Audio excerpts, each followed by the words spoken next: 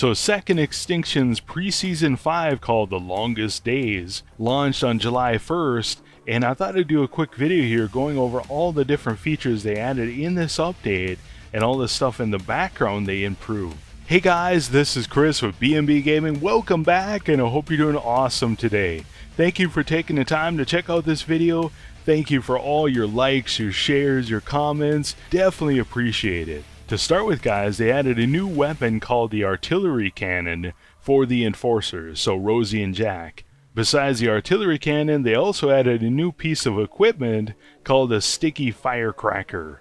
In addition, they also added a new emergent event enemy called the Dasher Raptor. And this is pure speculation on my part, but to me it looks like they're laying the groundwork to maybe put in some flying dinosaurs here, because he kind of glides a little bit. Now maybe it just uses the same mechanics as the other Raptors, where instead of lunging forward he just jumps in the air and lunges forward. I guess we'll have to wait and see. Along with this, they also added new seasonal rewards in the form of new weapon skins. Besides the new seasonal rewards, they also increased the level cap up to 50. And I'm not really sure, but I've only seen max level guys. I'm currently level 19. I've only seen max level 25, so it looks like they've doubled the max level. Now with the increase to level cap, it says in the patch notes, they've also added new contracts that unlock at level 30, 35, 40, 45, and 50. Now, in addition to all these features, they also did a lot of bug fixing here and just making the weapons work right, etc. Now, I'm not going to go over every specific detail. I'll leave a link to the patch notes in the description below. Anyways, the first thing I think is actually really important. It says that lost items functionality has been added. So now mission progress is now stored on the server, and if the player, specifically me, because this game crashes at least, I don't know, every 30 minutes, the items they already picked up are not lost. Instead, they will receive partial rewards. Okay, the partial part here kind of sucks, because I was playing last night even, on this new update, and the game crashed, I think twice on me. I think I lost a level, so yeah, that sucks. Anyways, something they could continue to work on, in my opinion. As far as abilities go, it says here, hitting enemies with Jack's charge ability at low speed is now less likely to cancel the ability. Another improvement they made is to the hair trigger perk. It says that it's now functioning on the grenade launcher and the revolver. As far as the airstrike, so the equipment, and also Jurgen's satchel charge, it says now the kills accrued from those ability and equipment are now counted toward the progression of the contracts. Another thing they improved, or fixed I guess, is players are no longer able to call supply drops under dropships. So I wish I kind of would have done that, because are you invincible or something if you do that, or does it make the dropship explode? That'd be awesome. For the pistol and assault rifle, they improved the burst fire perk where it now works correctly. Also for the assault rifle, the shrapnel damage from slug shot is now counted correctly towards total damage dealt in the mission summary. And for the pistol, it says the fully automatic perk now functions properly. And I kind of giggle once in a while, because I've used some of these weapons and I'm like, some of these, either I'm not using them right, or they're garbage, or what. So as I'm reading through some of these, I'm like, oh, that's why that weapon doesn't work very well. It's not all me.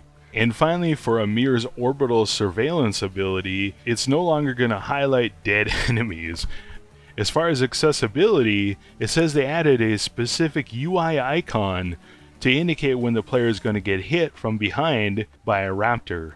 And also for accessibility, they also added controller remapping presets.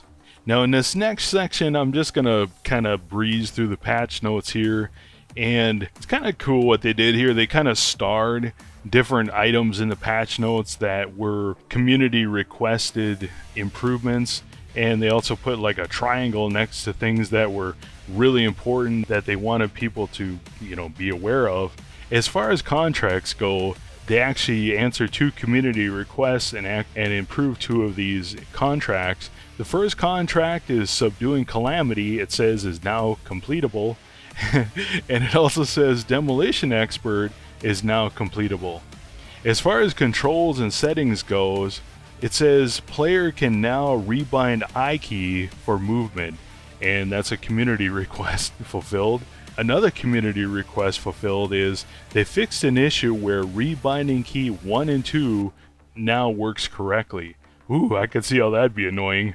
As far as enemies go, one thing they highlighted here is it says Necrosis Pulse added to Necrosis Kylo. A pulse infects the surrounding raptors. I'm not sure what the Necrosis Kylo is, but this sounds pretty cool. As far as menu, HUD, and UI, etc., one thing they highlighted here was they fixed issues when players could lose all weapon upgrades after a failed mission. Whoo! I think I've had that a couple times. Man, that's not good. Good on you guys to fix that one. As far as missions go, it says they fixed an occasional issue when players couldn't open the gate in the homebound mission. Now with multiplayer, it says they fixed issues when third player could not join the multiplayer lobby. For performance, and they put a big check mark next to it like this is important, it says fixed issues when FPS drop dramatically when a lot of visual effects appear on the screen. Now in this section, if it's just Steam, they're going to highlight it's just Steam. So this must be for the Xbox and the Steam version. And I was playing last night on Xbox Series X, and I was playing on Insane, and I didn't notice any issues with slowdown whatsoever. So hopefully it's a lot better for the base Xbox One as well. For weapons, they highlighted one thing here. It says removed input lag from carbine rifle, grenade launcher, and shotgun.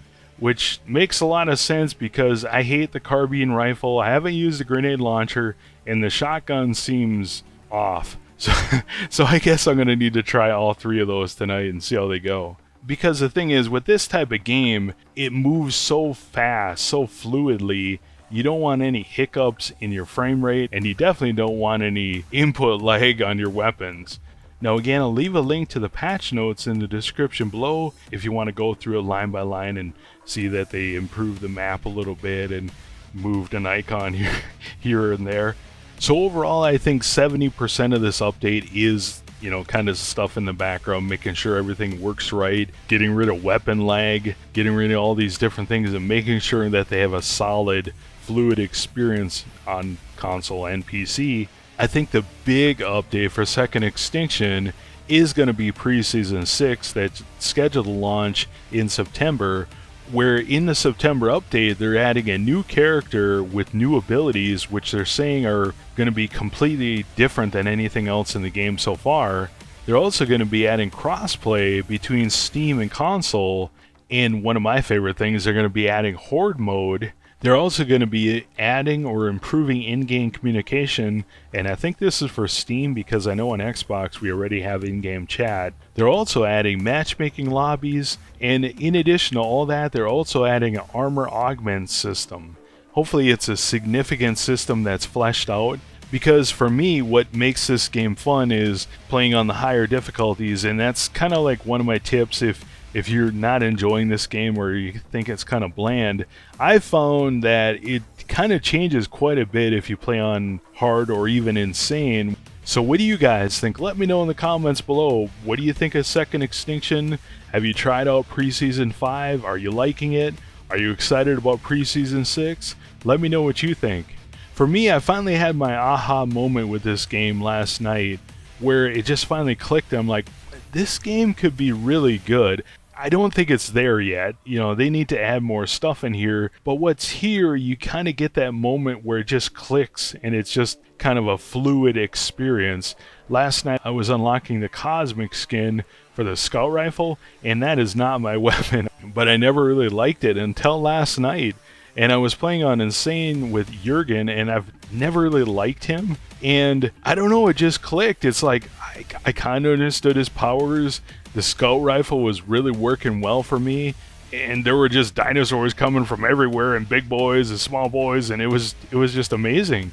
One concern I have, and this isn't just with Second Extinction, this is pretty much every game, I'm one of those players where I really enjoy unlocking stuff. I like, doing challenges on weapons. I like doing the contracts. I like getting the skins. I like, getting new weapons and, finding, switching them around and see what they do and everything else. What happens when I get to a level where I have all the weapons unlocked, I have all the perks unlocked, everything unlocked on the weapons? Is there going to be enough of Second Extinction to keep me playing this game? Now, I'm hopeful that in September, the armor augment system is going to be significant, so it's going to give us a reason to keep grinding it out. Also, horde mode, is it going to be a separate mode where we have separate, you start out as a level 0 with a pistol and then you run up to a vending machine and you buy a new gun? Or are you going to be able to take your full loadout in there and actually level up your guy and earn rewards, etc.? That would be awesome.